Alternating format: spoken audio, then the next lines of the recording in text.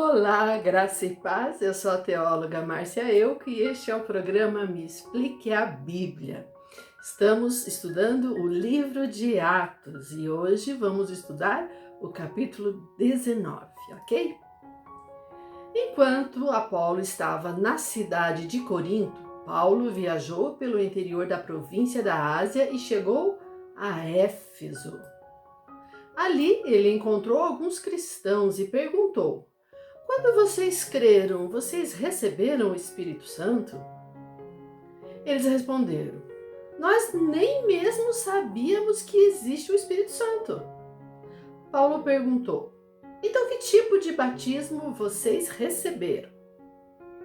Responderam: o batismo de João Batista. Então Paulo disse: João batizava aqueles que se arrependiam dos seus pecados. E também dizia ao povo de Israel que eles deviam crer naquele que havia de vir depois dele, isto é, em Jesus. Depois de ouvirem isso, aqueles homens foram batizados, em nome do Senhor Jesus. Aí Paulo pôs as mãos sobre eles e o Espírito Santo veio sobre eles. Então começaram a falar em línguas estranhas e a anunciar também a mensagem de Deus. Esses homens eram mais ou menos 12 homens. Bem, quando João Batista começou a pregar no deserto, ele estava anunciando que o Messias viria. Então eles não tinham sido batizados em nome do Pai, do Filho e do Espírito Santo ainda. Eles só tinham sido passado pelo batismo do arrependimento dos pecados. Então Paulo está explicando para eles o processo, né? Que o batismo de João Batista era uma manifestação pública de arrependimento, né? Um arrependimento dos seus pecados, um compromisso de que iria haver uma transformação de vida, tá? Mas nesse tempo ainda não se conhecia o Espírito Santo. O Espírito Santo ainda não havia sido anunciado. Aliás, a primeira pessoa batizada com o Espírito Santo, pelo Espírito Santo, foi o próprio Jesus na hora do batismo dele, quando a pomba veio sobre ele, né? O Espírito Santo veio em forma de pomba. Por isso aquelas pessoas ainda nem sabiam sobre o Espírito Santo, né? Isso havia ocorrido há muito tempo. E eles moravam longe da cidade de Jerusalém e daquelas arredores. Eles nem sabiam que tinha ocorrido o Pentecostes. Então Paulo explicou a eles que o batismo na água foi apenas o rito inicial, né? Onde eles se comprometeram a arrepender-se dos seus pecados e mudar de vida. E que os dons e a capacitação são providas através do batismo com o Espírito Santo, ou o batismo no Espírito Santo. Após a imposição de mãos de Paulo, o Espírito Santo veio sobre eles, né? Veio habitar neles. Ou melhor traduzindo, manifestou-se, mostrou-se através deles também. E isso foi visível porque assim como em Pentecostes, né? Lá em Atos capítulo 2 e assim também como o capítulo 10, os gentios lá na casa do Cornélio, o Espírito Santo veio sobre eles e eles começaram a falar um novo idioma, uma nova língua e também começaram a profetizar, porque agora eles vão trabalhar na obra do Senhor, então eles precisam falar outras línguas e eles começam a profetizar, porque profecias são mensagens que Deus manda enviar. Por 3 meses, Paulo foi à sinagoga e falou corajosamente, tentando convencê-los a respeito do reino de Deus. Alguns eram teimosos e não acreditavam, e na frente de todos falavam mal do caminho do Senhor.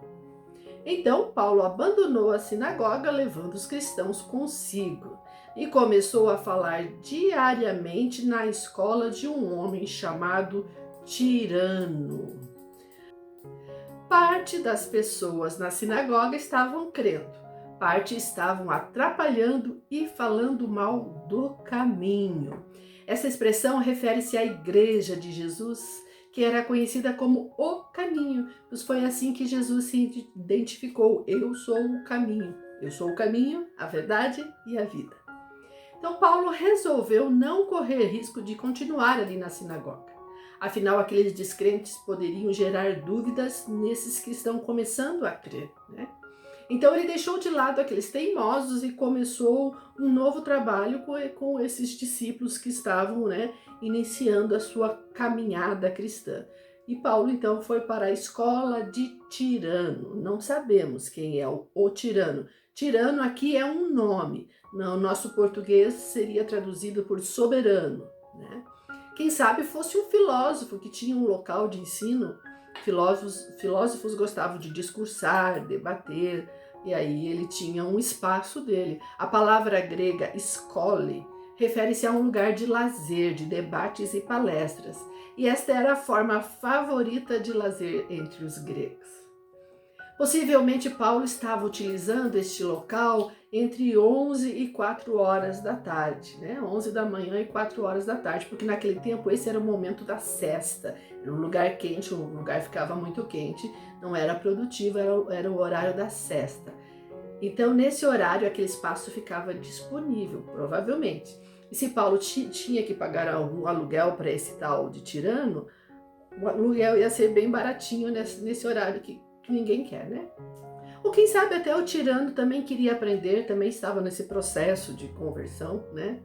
O que podemos dizer é que essa escola de Tirano teve um grande professor, que foi o apóstolo Paulo, e podemos até dizer que foi o primeiro seminário teológico mencionado aqui na igreja de Atos, né? Ensinando os novos convertidos e preparando eles para também, né, atuarem na mensagem do Evangelho. Paulo fez isso durante 2 anos, até que todos os moradores da província da Ásia, judeus e não judeus, ouvissem a mensagem do Senhor.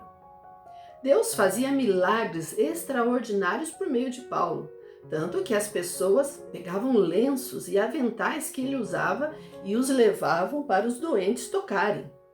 E quando estes tocavam neles, ficavam curados. E de outras pessoas saíam espíritos maus. Olha, este texto não é argumento para que a gente creia em lenços ungidos ou coisas semelhantes a essas. Coisas não têm poder curador. A realidade é que é outra. A cidade de Éfeso era idólatra, eles eram idólatras e eram cheios de superstição. Eles estão em processo de conversão.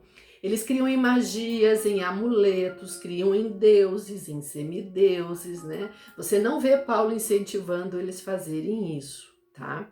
Então, Paulo era um homem de temor, de oração, um servo de Jesus, muito usado pelo Espírito Santo.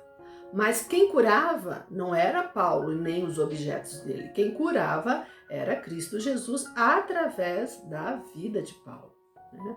Eles achavam até que os aventais que Paulo usava para fazer as barracas, né, os aventais sujos de Paulo também curavam. Não, quem cura é Jesus, ok? Bem, agora eu quero falar com vocês sobre exorcistas judeus. Isso era uma profissão também que havia naquele tempo.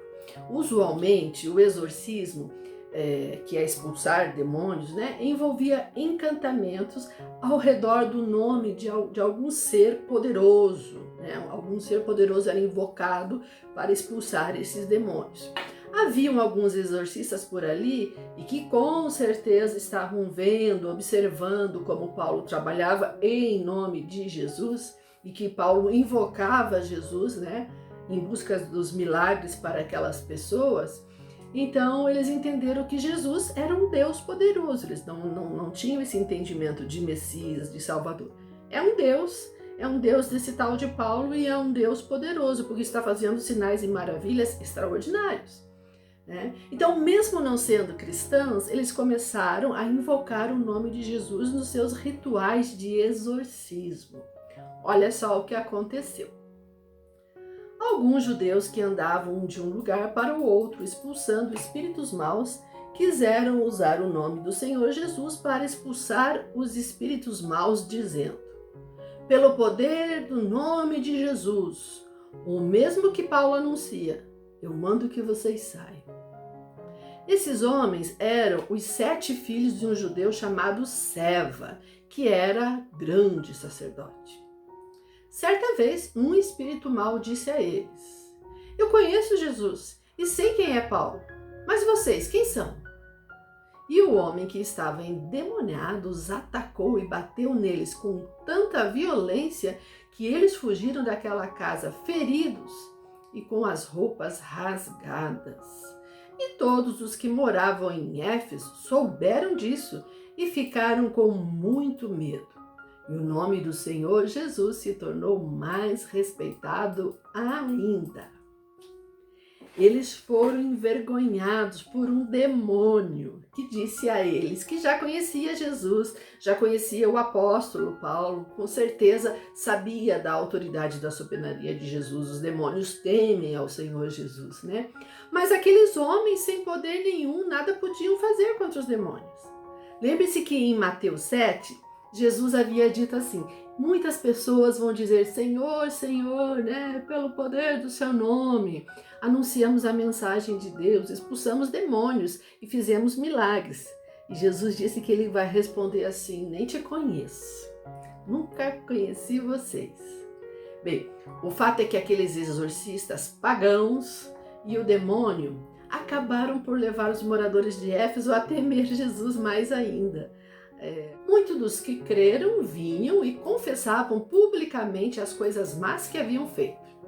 E muitos dos que praticavam feitiçaria ajuntaram seus livros e os trouxeram para queimar diante de todos. O valor total dos livros queimados era 50.000 moedas de prata. De maneira poderosa, a mensagem do Senhor era anunciada e se espalhava cada vez mais. Esses livros continham as fórmulas mágicas que fizeram a fama de Éfeso. Éfeso era conhecido pelas suas magias, suas feitiçarias, suas coisas extraordinárias. Eram livros caríssimos, raros, num tempo que não havia gráfica, não havia impressão. Então aquilo era trabalho manual com um conteúdo raro, um conteúdo que nem todos tinham acesso. E o texto vai dizer o valor desses livros, que podemos atualizar da seguinte forma: uma dracma, uma moeda de prata, equivalia a um dia de trabalho braçal de um homem, né? Então 50.000 moedas de prata seria o equivalente a 15 anos de trabalho de um homem. Depois desses acontecimentos, Paulo resolveu passar pelas províncias da Macedônia e da Acaia e ir até Jerusalém. Ele dizia: depois que eu visitar Jerusalém, preciso ir a Roma. Ele enviou para a Macedônia 2 dos seus ajudantes, Timóteo e Erasto, mas ele ficou mais algum tempo na província da Ásia. Bem, Timóteo vocês já conhecem, né? E Erasto era tesoureiro municipal da cidade de Corinto. Nós vamos falar um pouquinho sobre ele no livro de Romanos, no livro de Timóteo, ok? Na sequência agora, Lucas narra uma situação ocorrida entre os mensageiros do Evangelho e os devotos da deusa Diana, né? E os artesãos que viviam de vender coisas da deusa Diana, né? Também chamada de Ártemis. Ouça. Foi nessa ocasião que houve na cidade de Éfeso uma grande desordem por causa do caminho do Senhor. Um ourives chamado Demétrio fazia pequenos modelos de prata do templo da deusa Diana, e o seu negócio dava muito lucro aos que trabalhavam com ele. Ele chamou os colegas de ofício e disse: meus amigos, vocês sabem que a nossa riqueza vem deste nosso ofício. Vocês mesmos podem ver e ouvir o que esse tal de Paulo está fazendo. Ele afirma que os deuses feitos por mãos humanas não são deuses de verdade e está conseguindo convencer muita gente, tanto daqui como de quase toda a província da Ásia. Assim, nós estamos correndo o perigo de ver o povo rejeitar o nosso negócio. E não é só isso.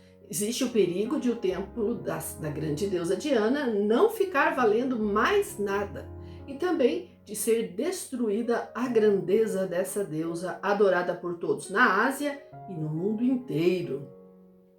Quando a multidão ouviu isso, ficou furiosa e começou a gritar: viva a grande Diana de Éfeso! A preocupação de Demétrio era meramente comercial, não religiosa. Ele estava preocupado com o fato de Paulo dizer que a deusa era apenas um artefato feito por mãos humanas, que ela não era divina. Se o povo entendesse isso, não ia mais comprar aquelas coisas feitas por mãos humanas, já que não era divino, já que não era uma deusa. E daí, do que eles iriam viver? Da onde viria o lucro deles? Eles lucravam com a fé daquele povo e do grande turismo em volta, que havia em volta do templo da Diana. As pessoas vinham ali para frequentar o templo, para orar para Diana, Se Diana fosse desacreditada, como poderiam continuar ganhando dinheiro com os amuletos, com as imagens, com as miniaturas que eles vendiam?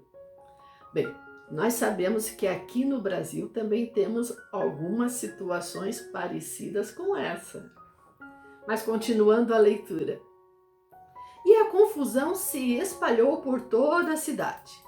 A multidão agarrou Gaio e Aristarco, 2 macedônios que viajavam com Paulo, e os arrastou até o teatro. Paulo queria falar ao povo, mas os irmãos não deixaram. Alguns altos funcionários daquela província, que eram amigos de Paulo, mandaram a ele um recado pedindo que não fosse ao teatro. Gaio era companheiro de viagem de Paulo. Foi Paulo quem batizou, inclusive, Gaio quando ele se converteu. Paulo já havia se hospedado na casa dele e na casa de Gaio havia uma igreja. E o Aristarco, ele era da Tessalônica, também companheiro de viagem do Paulo, inclusive já havia sido preso junto com Paulo.